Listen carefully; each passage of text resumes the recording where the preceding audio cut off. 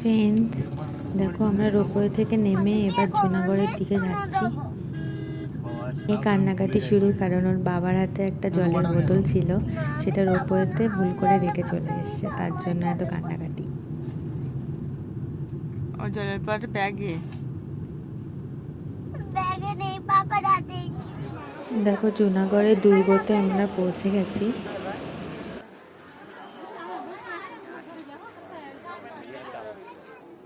দেখো এটা তখনকার দিনে রাজাদের জলের মেশিন ছিল।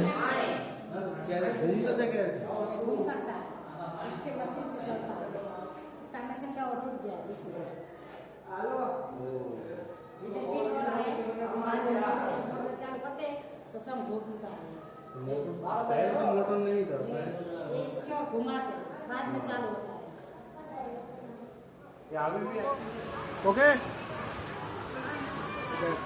এটা টানতে হবে এখানে জলটা আসছে কিভাবে? হ্যাঁ এখন তো জলটা আসছে কিভাবে?